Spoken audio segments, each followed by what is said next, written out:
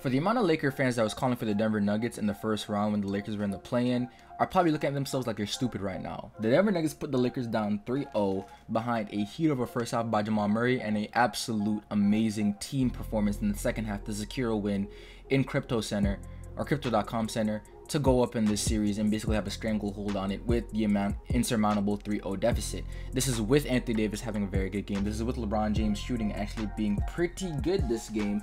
And that's with getting very good contributions from Austin Reeves, Rui Hachimura, and some other guys on this team. Overall, this Denver Nuggets team is exactly what it's supposed to be. One of the best teams in the NBA, having what should have been the MVP of the league, having one of the best playoff risers in the NBA in Jamal Murray, and overall completely destroying teams left and right. Let's talk about it.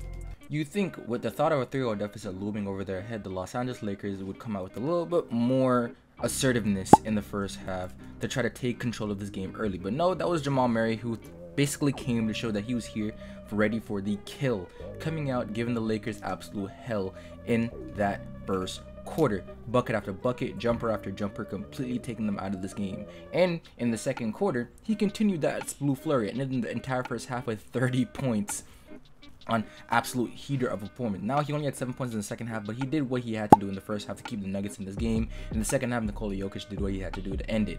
But overall, the Lakers today saw one of the worst performances from Nikola Jokic in the playoffs so far, being 24 points, 6 rebounds, 8 assists, 1 steal, picking up a lot of cheap fouls, so obviously with the refs trying to extend this series, and going 9 for 19, missing a lot of chippies and missing 3 free throws tonight, and they still couldn't pull it out. And that's because the Denver Nuggets are an absolute buzzsaw of an offensive unit.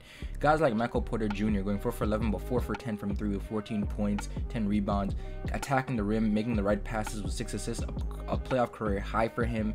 KCP, who seemed like he's ready to get revenge on Laker fans that was sending him death threats and all those when he was on the Lakers and he wasn't playing too well, going 6 for 10 from the field and 4 for 7 from 3. And Bruce Brown, that continues to be the best utility man in the playoffs so far, or one of the best. Shout out to Caleb Martin. But 15 points, 5 rebounds, 5 assists, 6 of 11 from the field, hitting a 3, 2 for 2 from 3-1, constantly attacking the rim, constantly being in the right place at the right time and playing amazing defense. And looking at the Lakers side, the consistent problem with them so far this playoffs is that they're always a game behind on the needed adjustments to make. This wasn't the game that you should have not started D'Angelo Russell. You really shouldn't have started him. The Nuggets have constantly been going at him time and time again, and he's the only guy on the floor that they constantly attack time and time again with a good amount of success. And the Lakers decided that they were going to keep him in, start him today, and start him in the second half. Now, he only played 20 minutes, but in that 20 minutes, he managed to go 1 for 8 from the field, 1 for 6 from 3, and was a negative 12, along with 3 turnovers.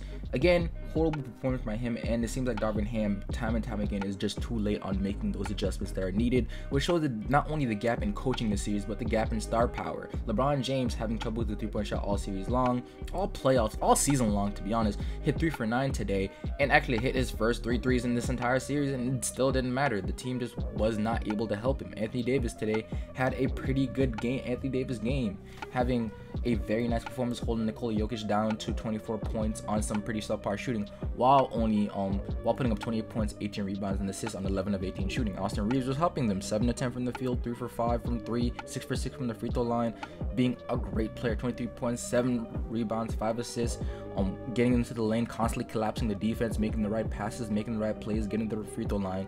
Just overall, though, the Lakers have too many players on this roster that simply do not, essentially, are unplayable in this series. Just crazy considering that those players are the ones that you traded Russell Westbrook for, which you still make that trade 10 times out of 10 simply for the fact that it showed that it's just locker room issues and overall just fit on this team. Russ wasn't there, but it's just very funny to see that Malik Beasley, Jared Vanderbilt, and D'Lo are 3 guys that you traded Russell Westbrook for, and they've essentially become unplayable in this playoff setting. The last 2 series, to be honest. Outside of guarding Steph Curry and trying to guard Jamal Murray, Jared Vanderbilt really hasn't had the ability to stay on the floor, and being constantly attacking pick and roll and not being able to be a positive in the offensive end has made D'Angelo Russell completely unplayable, and Malik Beasley is unplayable since the playoffs. But at the end of the day, you look at this series and you look at what Mac Malone said earlier, and the fact that it's always about the Lakers and what they can do and not about the team that won, and that's the problem. Today, before the game even started, ESPN is putting out graphics talking about which team could come back from 2-0 being the Los Angeles Lakers or the Boston Celtics, when you know those graphics would not be coming out if it was the other way around, where the Nuggets or the Celtics were down, so we're up 2-0 and the Nuggets and Heat were down. It's just a lot of favoritism overall throughout the media, and it's not giving the NBA fans their justice and actually informing them of the stars that are in this game. For the amount of analysts that come out talking about, oh my gosh, Nikola Jokic may be the real deal, as if he didn't win 2 MVPs the back-to-back years and should have won again this year, is absolutely ludicrous. For the people that are surprised that Jamal Murray is doing this, keep in mind that in the bubble he was doing exactly this, and the season after that, before he tore his ACL, he was having the best offensive season of his career. These guys are exactly who they are. These guys have been this good from the past 3 or 4 years, and Jamal Murray, while with his injury, has been just this good and worked his way back the entire season to be this good again. Michael Porter Jr. has consistently improved his game season after season, and is just getting better before our very eyes. It's time that we actually just hold media accountable for some of the things that they do and not informing the regular fans. People are talking about how they're not going to watch a Denver Nuggets Heat finals because it's going to be boring. Like, that's not a beautiful NBA finals with contradicting styles of one team being gritty, being able to get downhill very easy, get into the paint, kicking out the shooters, grinding out wins, being able to stay poised even when they're down double digits, and finding ways to come back in these games and execute to the absolute optimal level with one of, if not the best player in the playoffs so far in Jimmy Butler. And then the Denver Nuggets side, they're a methodical team with probably the best player in the NBA, Nikola Jokic, one of the best young superstars in Jamal Murray, one of the best shooters in the NBA in Michael Porter Jr., having a methodical offense that just constantly comes at you, a ball-solving offensive unit that hits outside shots, inside shots, can basically beat you from anywhere on the floor. It's just such a beautiful NBA Finals that we're probably going to see in a very competitive one, and to think that the NBA is not pushing this and that fans feel so robbed that they're not getting Battle for Banner 18 as if that's a narrative that shouldn't matter is absolutely ludicrous. But I love what's going on in the NBA right now, and I love that the Denver Nuggets are able to take a 3-0 lead in the series.